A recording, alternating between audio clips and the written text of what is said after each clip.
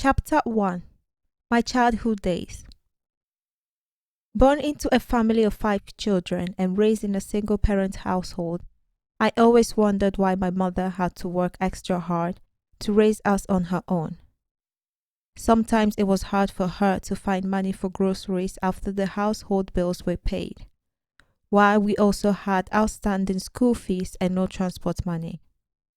The economic collapse in the late 1970s and early 1980s contributed to a substantial discontent in the country, and the conflict between ethnic communities and nationalities added to a political pressure, resulting in the Nigerian government expelling more than 2 million illegal workers, mostly from Ghana, Niger, Cameroon, and Chad. Based on the 1987 data, for the first time, the World Bank declared Nigeria as a low-income country and poor enough to be eligible for aid from the International Development Association. As a result, many Nigerian families started looking overseas to seek a better life. And when I was 2 years old, my mother left us in Nigeria and went to find a new home in the province of Naples, Italy. Living with my aunt was the best part of my childhood. From the age of 7, I began to partake in household responsibilities. My job was to fetch clean water and to make sure that there was always water in the house for cooking and drinking. I still remember the first time my auntie told me that it was my turn to go and fetch clean water. Getting clean water in the city where I was born was not quite easy due to the shortage of water wells and boreholes in the neighborhood. I had to walk 10 miles away from home with the 20-liter container in search for water. So if I had 100-liter tank of water to fill up for the day, it meant I had to make that journey 5 times. Despite having to walk so far, I found it enjoyable because it was an opportunity to catch up with my friends who were also in the same water struggle as me. It gave us a chance to talk about everything from our favorite cars and movies to homework from school. My auntie did the best she could to raise us properly so that we didn't end up on the street or become caught up in the street activities. In my community at that time, having a member of family living overseas was like winning the lottery, as not everyone had the opportunity to move out to search for better life elsewhere. I remember I had to lie when a friend asked me where my mother was, but they later found out that she was living in Italy. In some ways, I was proud that my mother was living in Europe, but part of me hated the fact that she was not there to look after me, my brother and sister. I finished my primary school and graduated to junior secondary school, where I had to walk miles to go to school in time. We had to study more European history in school and less African history.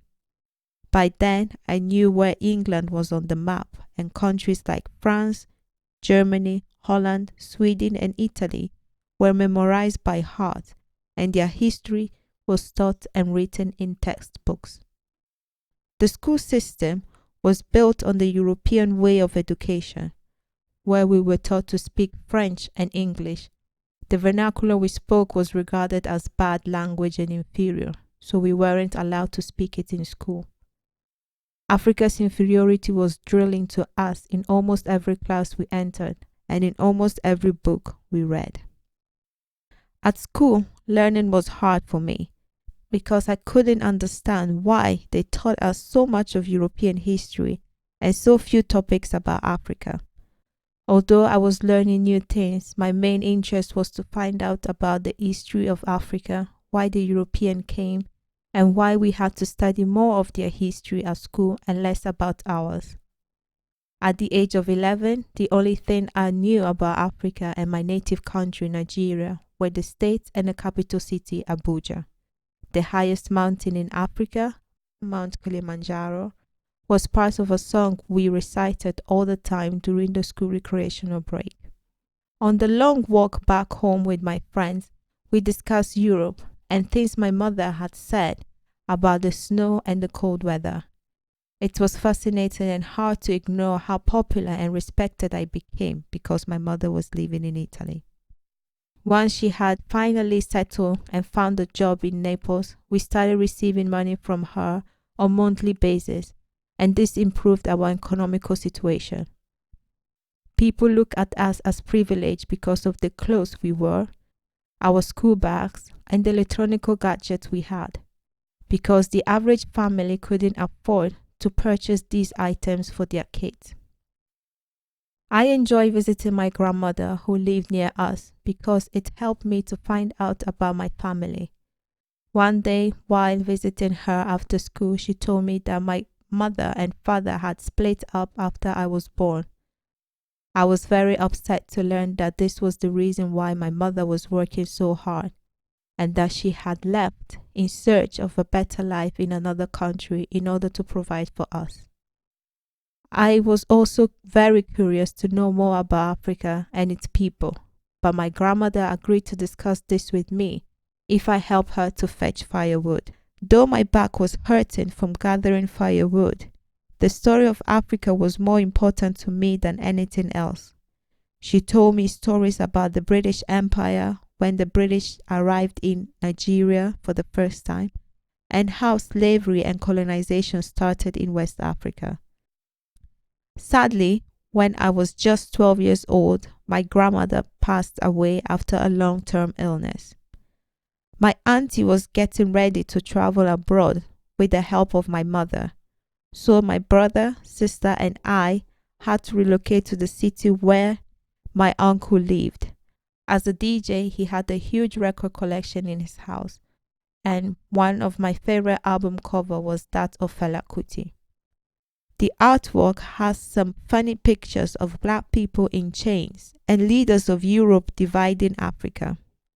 I never understood the meaning until I was lucky enough to hear the record, Follow, Follow, which made me realize that we, Africans, needed to learn our history first before following that of the white man. For the first time, I questioned why African history was hidden. Why is it that Africa was so poor and Europe so rich? Why were our people insecure about their own history? These thoughts were always in the back of my mind, but I couldn't understand because nobody was there to educate me. Yet they remained in my little brain. The dream to travel to Europe and America was in the heart of all Africans. Millions were unemployed, homeless, and impoverished by bad governance, which left young people no choice but to take all the risks necessary to travel abroad. The irresponsibility of African leaders who were unable to govern properly made everyone believe that corruption was deeper in the roots of the country. From the bus driver driving his hired bus to make a living, to a market woman selling anything she could to feed her family, to the unpaid pensioner, to the low-paid teachers in the schools and universities, corruption was felt and seen by the naked eyes.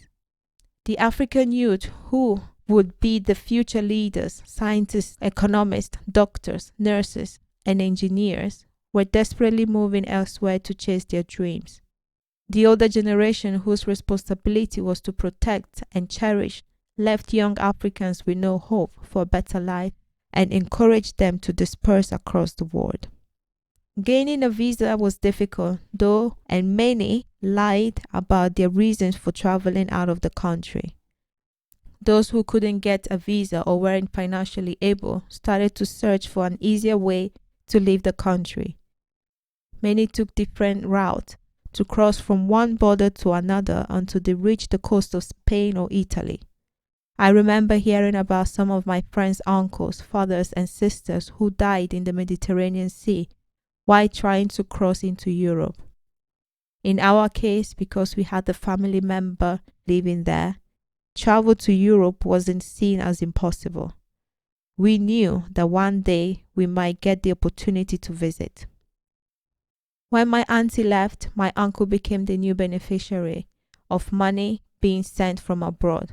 When it arrived, my uncle will invite his friends over and we will have parties with a lot of food and drinks. My uncle never bothered to invest some of the money into small businesses or to save for rainy days. Instead, we would just party and enjoy ourselves until the money ran out, then go back to being hungry again. This pathological behavior was inevitable and had become a routine that I never understood. While my brother and sister spent their pocket money buying things they didn't really need, I opened my first saving account to save my meager pocket money. I even saved my school transport allowance by walking to school. My account generated a little interest to the point where my uncle would often borrow from me and repay whenever we received money again from abroad. Having relatives in Europe was becoming a common thing in the community. In every third house, there was someone who was providing them with financial support from abroad. Suddenly, competition grew and became about who was wearing the best clothes, who was building the biggest house, and who was riding the fastest car. I found myself getting caught up in argument and bragging about material things. Although they didn't really matter much to me, I felt I had to boast about them so that I would not be isolated from my circle of friends. I always hoped that those living in Europe would come back to educate our people and possibly bring new ideas that will help improve the living condition of our community. But instead, they returned to show off about their life they live in Europe, to brag about how much their wristwatches or cars cost, and to announce that they no longer belong to Africa because they enjoy the lifestyle abroad. I still remember the first time my friend's sister came back from Europe. The whole community knew she was around because they always partied. This behavior just fueled the desire of our people and poor families who didn't have pride to travel to Europe by any means. I started to believe that maybe Europe was heaven. Seeing a picture of Jesus as a white man hanging on the walls of churches made me question why the African system of worship was looked at as inferior. Was the white man's religion superior? 8 months from my 13th birthday, I was admitted to hospital for about 2 months. I underwent surgery and had the right side of my mouth stitched. A few weeks after the operation, my uncle came to visit and told me that my mother would be coming soon because of my injury. I was happy to hear the good news, but at the same time I was sad because I would not be able to stay with her and ask her all the questions I wanted to know about Europe. It was the Wednesday afternoon and I had taken my medication that morning, so I slept. As soon as I woke up, I could feel the presence of someone standing by my bedside and I could smell a very beautiful perfume in the room. I opened my eyes and saw my mother. I was so happy and I jumped on her and hugged her tight. She told me she had to come back home because of my operation, as she was very concerned about me. She stayed with me in the hospital all that day, and I was discharged the following morning. I was still going to be under hospital supervision and will have a weekly home visit by the doctors and nurses to check on my health and monitor my recovery. Coming back home after such a long time, I was excited and couldn't wait to catch up with my friends and family members. Having my mother around too was a wonderful feeling. Now I could ask her all the questions I wanted to know about Europe and how it felt to live there. Security in my hometown was poor, which led to crime and activities of street gangs flourished. We often heard rumors of people being kidnapped and killed by armed robbers and children going missing.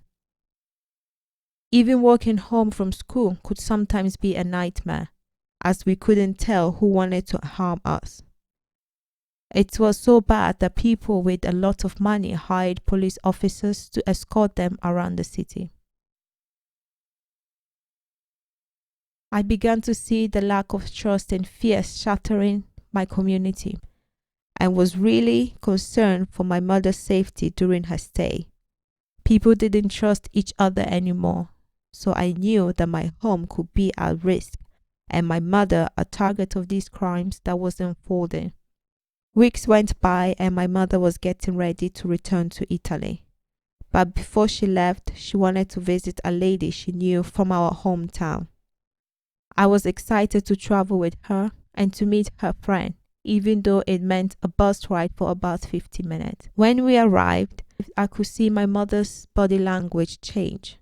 She seemed really nervous. The lady had a beautiful house with a big gate, and it was obvious when we got inside that she was very rich and powerful. She had housekeepers, nannies, and security guards present at all times. I couldn't believe what I was witnessing. I was offered a cold drink while my mother and the lady went inside the room. While I was enjoying my cold juice, I could hear the woman shouting at my mother. I didn't understand what was going on in there, but suddenly my mother came out of the room looking sad and frustrated, and the woman asked us to leave. On our journey back home, my mother wasn't happy, so I asked her what had happened in that room.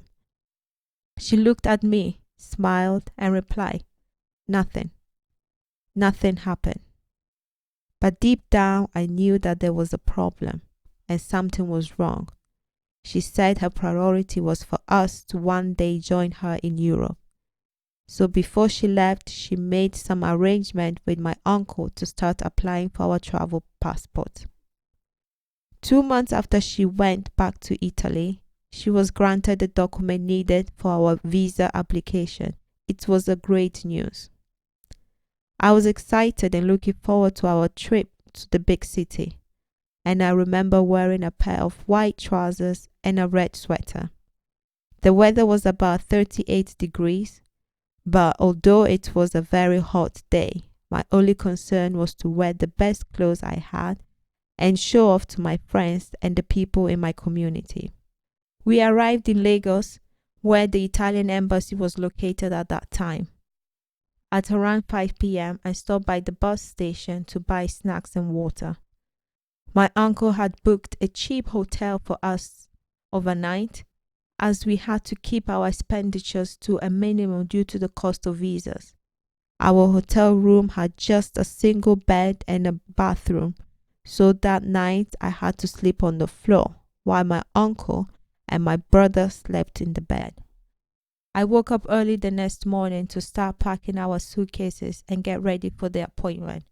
After sharing the bathroom, we dressed quickly and checked out to ensure we didn't have to pay extra for overstaying. Lagos was a very busy place where everybody wanted to do business, which made it crowded. And on our journey to the visa appointment, we were caught in the worst traffic jam I have ever witnessed in my life. The rush hour traffic was so bad that we sat in the car sweating and drinking a lot of water to stay dehydrated. I was soaking wet in my sweaters, and my white trousers had almost turned into a different color due to the dust and the heat, and the sun wasn't going away anytime soon. After several hours, we made it out of the traffic jam and headed to the Italian embassy. We had heard they were very strict with appointment time, so we made sure we had our passport photos ready, and luckily, we got there on time and our applications were accepted. By the time we returned to my hometown, my uncle had contacted my mother with the news. She was really happy and couldn't wait to have us with her. After several months waiting a response from the Italian embassy, we did finally receive our international passport and were also issued with a family visa. We could finally start planning for our trip. I couldn't wait to tell my friends I would be leaving, but my uncle warned me not to tell anyone until the day we planned to travel out of the country. I guess this was something to do with the lack of security that could possibly put our lives in danger. Despite the fears, we invited some friends over and had a big party. It was a wonderful feeling to know that I was leaving my hometown to join my mother after so many years of separation. But although it was exciting to travel to see what Europe had to offer, Deep inside, I was sad to know that so few families could afford to move out of the poor conditions and to seek for a better life elsewhere.